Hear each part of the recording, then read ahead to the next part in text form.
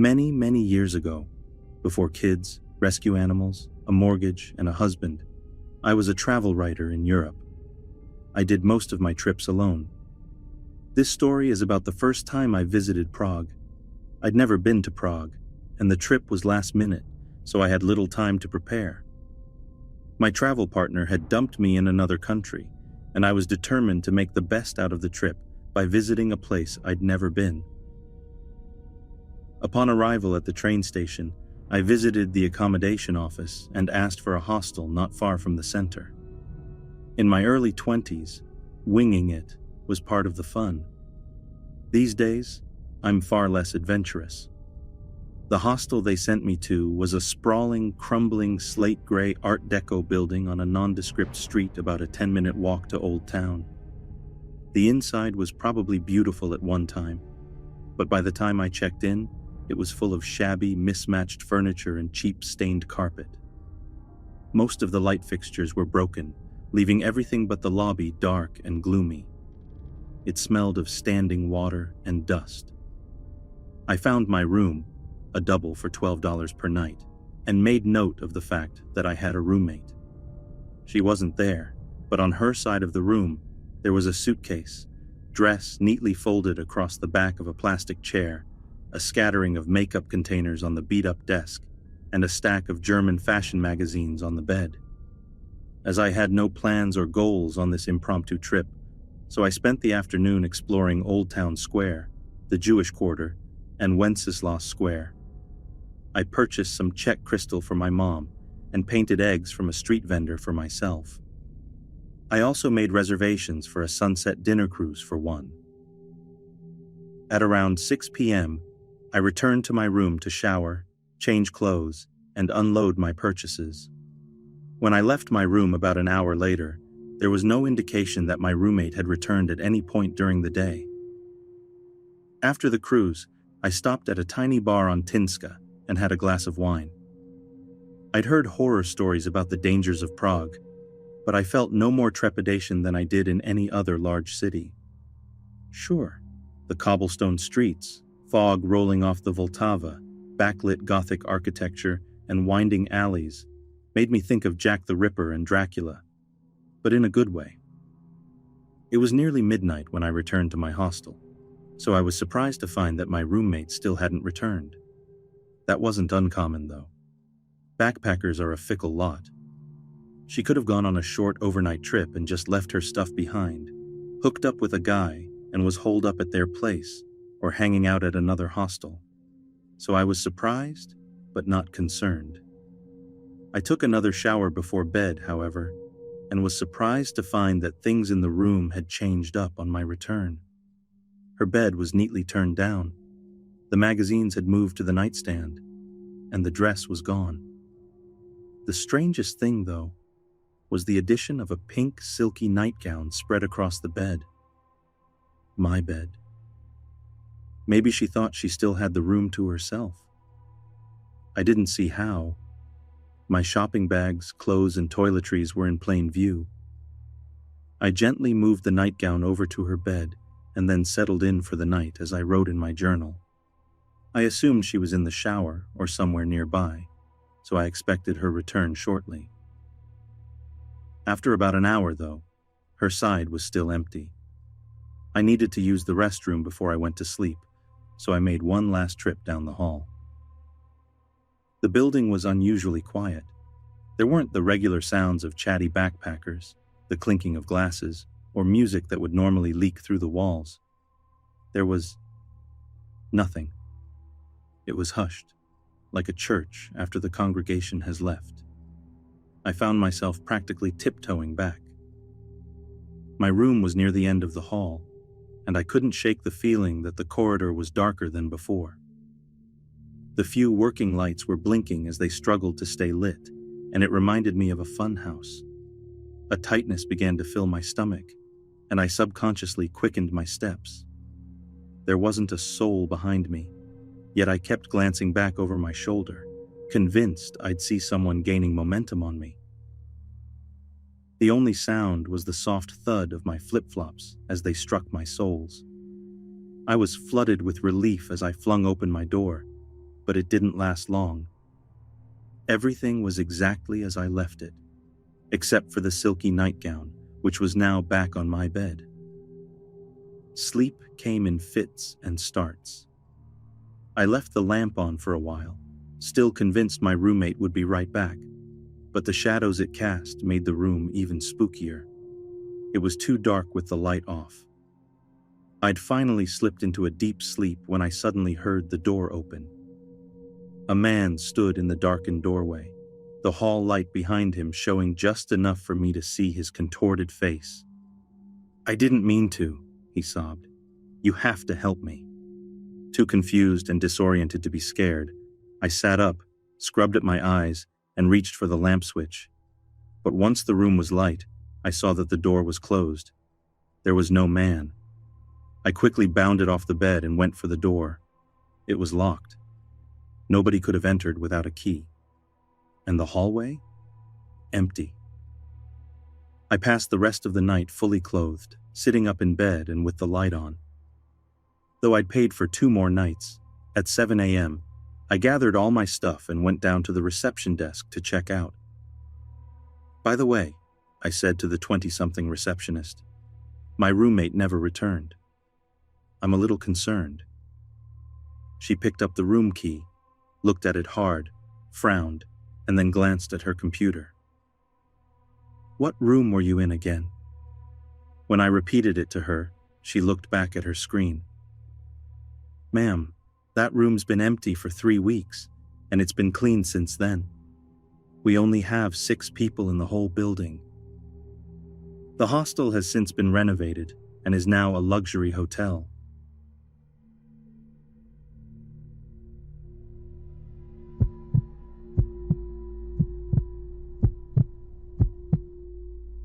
This story happened to me and my girlfriend.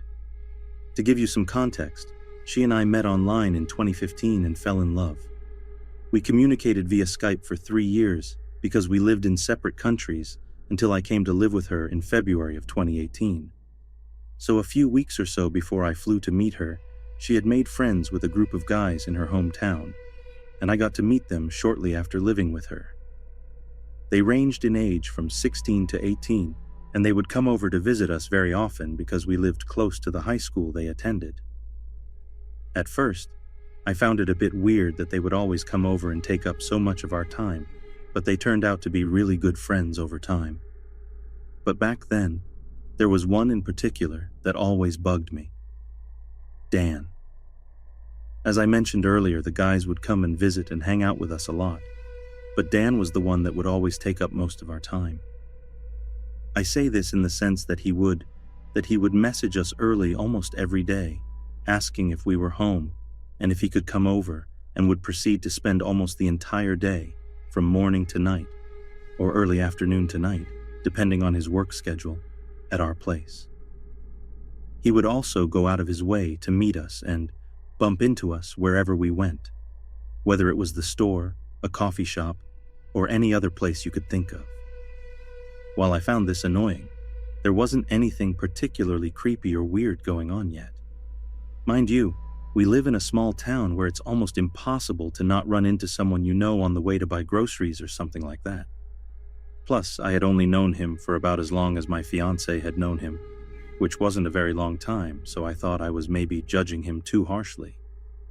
Also, he was in a long-distance relationship with a girl from another country whom he was hoping to meet in real life, just like me, so I could at least relate to him in that aspect.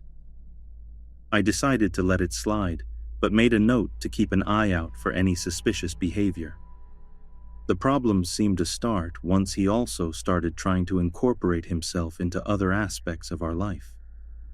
He would make friends with anyone we'd been friends with for a long time, tag along with us whenever we were going to meet up with said friends, even though he hadn't been invited, hang out with them without us knowing, etc.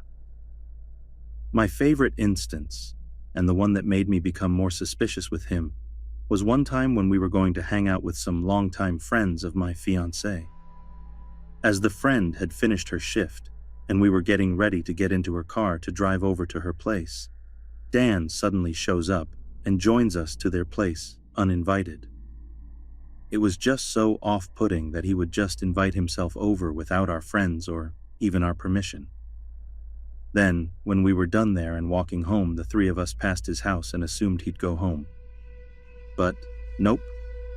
He kept tagging along with us with the excuse that he needed to buy something at the store, which was bullshit, since all stores had been closed for over an hour and he knew it. So he kept walking with us, until at one point when we were almost home, we put our foot down and told him that we were tired and just wanted to go to sleep as soon as we got home, and told him to go home. It took us 10 minutes to convince him, during which he would react to our requests with awkward and creepy silences, until he finally headed home, annoyed. My fiancée, concerned that she'd offended him, asked if he wanted to hang out with us later in the week. What followed was various weeks of him coming over to our place, staying until late at night, and him slowly leaving more and more of his stuff at our place so he'd have an excuse to come over. I shit you not. He once brought over his PS3 with a bag of 30 or so games, which stayed there for 3 months. It got to the point where people thought he'd moved in with us. He also seemed to have problems with all our friends. Among other things, he would get into arguments with our friends, and told one friend who was goofing around at our place once that he'd kill him if he didn't shut up. He lied to us and made us believe that 2 good friends of ours wanted to report us to the police for drugging our friends. I mentioned earlier that some of them were 16 at the time.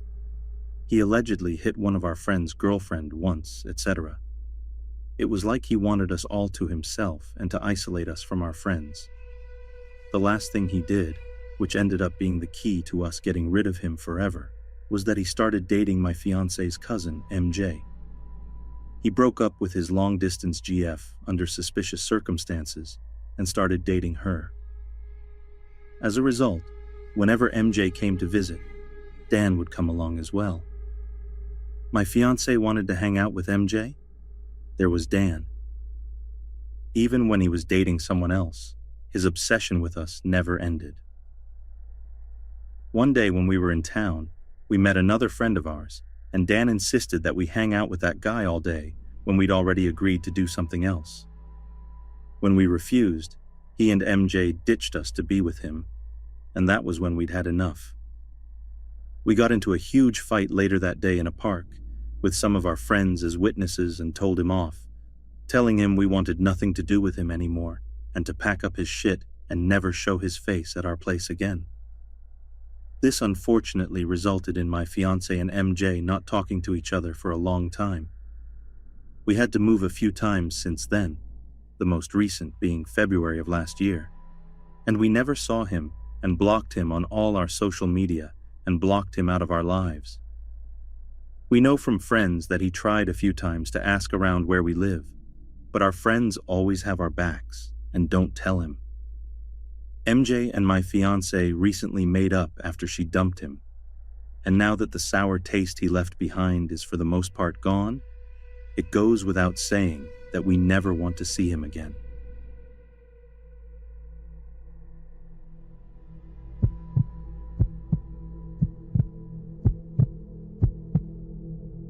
This is a story about a roommate that my boyfriend and I had many years ago, when we first started college. His name was Bob. We'd been friends with this guy for about a year. He was a character with a lot of interesting quirks, but nothing that seemed really dangerous at first. First of all, he was amazingly creative. He was a great artist and could also pick up a musical instrument he'd never played and figure it out in a couple of hours, which was very impressive. He had an amazing ability to focus. One crazy thing he could do was to pick flies straight out of the air. He'd get this intense look on his face as he watched the fly.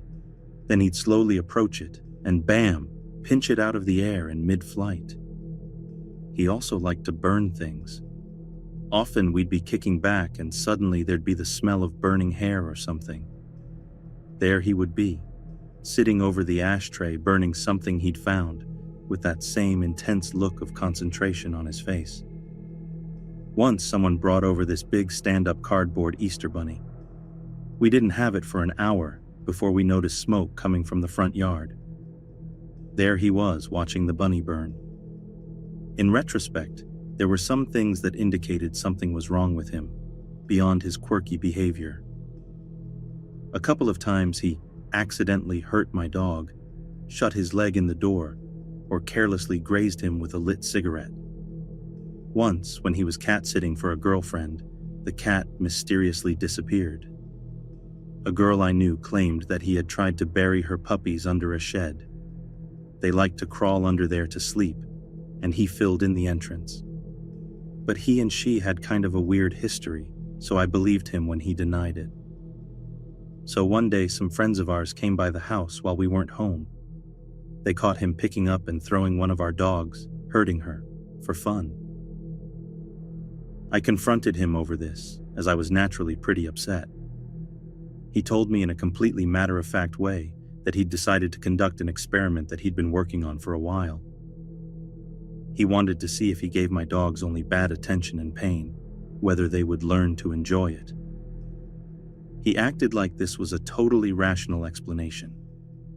I told him that this was crazy, and asked him where he'd come up with such a horrible excuse for torturing my dogs. After some argument, he admitted that while he was doing an experiment, he really did enjoy seeing the look or fear in their eyes when he hurt them. He also admitted that he'd had similar desires to do the same to women, though he hadn't acted on them. Again, with these confessions, he didn't seem at all remorseful. He said it all in the same tone that you'd typically tell someone you decided to take some painting classes or something mundane like that. Needless to say, we made Bob move out and stopped hanging out with him. I don't know what all he did to our dogs when we weren't home for the 6 months he lived with us.